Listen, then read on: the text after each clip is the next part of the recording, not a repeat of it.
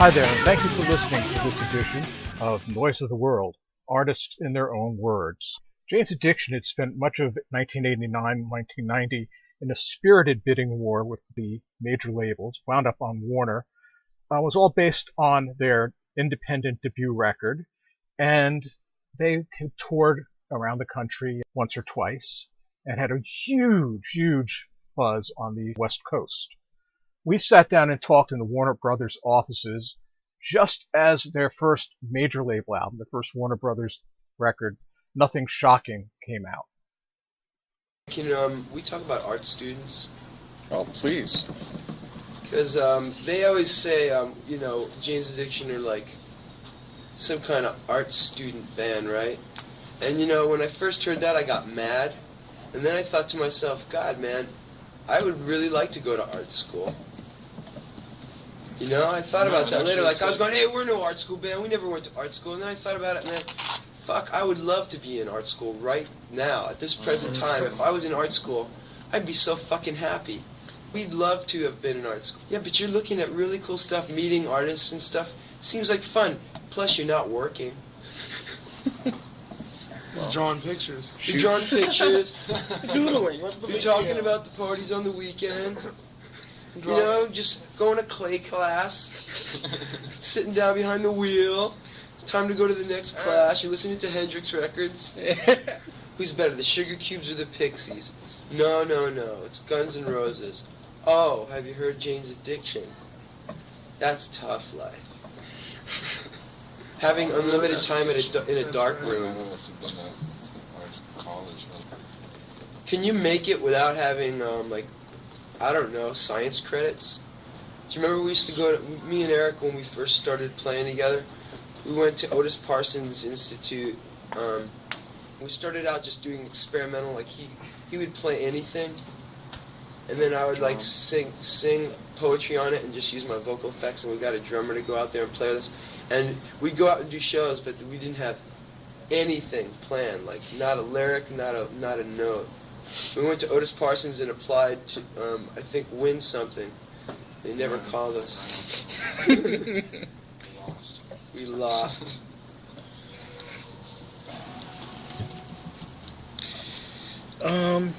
Get the sense just hearing about you guys, listening to the music, reading the bio, that you kind of like being a little enigmatic, not mysterious really, but sort of, I guess enigmatic is a pretty good word for it.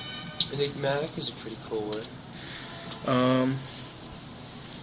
It's done as spontaneously as you would put on your clothes. You know what I mean? A lot of times people, when they interview, they think you're shooting for something, and maybe you're not necessarily shooting for it, it's just that's how it comes out. That's cool. But, it's almost like then how do you talk about it if you can't talk about what it is? And it is enigmatic, I would agree with you, but it wasn't done on purpose. It's just kind of, it's how it all, when it finally laid itself to rest, it came out that way. Right.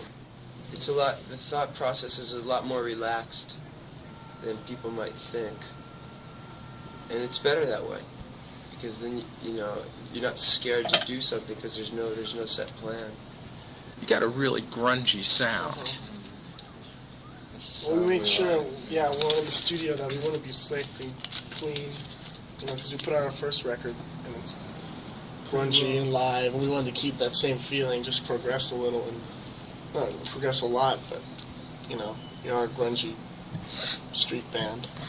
Yeah, because we are a very live band, and I think that a lot of people would want to come home and be able to listen to the Jane's Addiction they just heard, that's real raw and straightforward, and, I don't think they'd want to, hear a very polished slick Jane's version Addiction. of Jane's Addiction. Yeah, it wouldn't work. And we wouldn't like it, plain, just that simple. We just like it that way. Because we're doing what we want to do. I mean, we could have polished the record and got more airplay, but that's not Jane's Addiction. Yeah, cut down our songs to the required time. Change lyrics or whatever, so no one would be offended, but that's not, it's just like an album cover, we're not going to change it, and we're not going to change the way or grungy guitar sounds for airplay or for sales. And there are stores that won't carry nothing shocking. Yeah, that's really stupid, isn't it?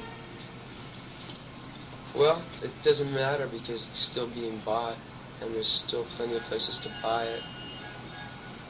And I don't shop at, a lot of places where those people are banning it. I would never even walk into a place like that anyway to look for music.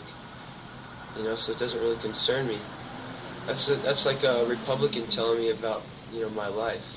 It doesn't concern me. It's not my business, Even though they think they're my business because they call themselves quote-unquote music industry. It really is a completely different life. It's like I don't even know a Republican. I met one the other day and I freaked out on him. It's just a different world. How long have you been sculpting? That was a pretty polished piece of work. Thanks. That was the first sculpture I ever did. What was the medium? Part of it was using dental mold material. It's like a sort of rubber, and then part of it was just getting a gauze bandage for like making casts on people's arms and coating it with Vaseline and stuff, and just making molds off of limbs and body, and adding plaster of Paris and stuff like that. But the cover art, I love it and stuff like that, and I'm proud of it and stuff like that. But I think that the music, man, if it wasn't for the music, it doesn't matter, I mean, cover art's great, and I'm glad that the artwork is appreciated and stuff like that, but the music, I don't want it to be overshadowed or anything like that. I think that the music, it goes with that art really well. I mean, it's just it's like a musical, The whole thing goes together as a musical. And that's the brochure, kind of. Yeah, I'm always doing something. But, right now the main thing is the music. The music is what I decided to concentrate on for the last couple of years. And to me, I don't know, it's the most exciting for me. I've, messed around with acting and stuff like that, and actors have to read other people's lines and they have to wear their wardrobe. Musicians make their own lines and wear their own wardrobe, and nobody can tell them what to say.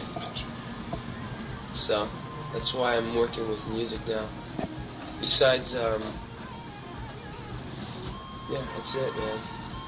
Being in the music industry it's constantly evolving, I mean, there's no end to what you can wear, say, or play, so that there's no end to it. And I think with any other field, it's something that just,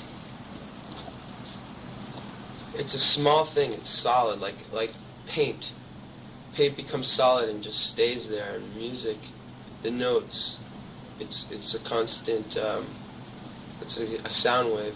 Like what that guy Thurman was talking about from Sonic Youth when he said that the sound never disappears. It just changes form, but it's always out there and it's always pressure. And there's something to be said about that, where the sound, whatever even live, if you feel something and you put it out, it's out there in the universe. Maybe becoming part of somebody's personality or something. Maybe creating schizoid babies.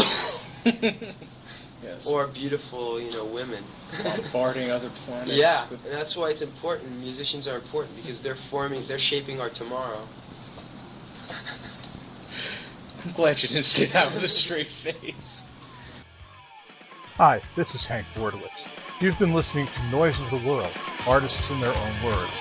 This is episode 5. Jane's Addiction Wants to Go to Art School. Noise of the World is a Bordowitz Media Works production. Every way to show affection.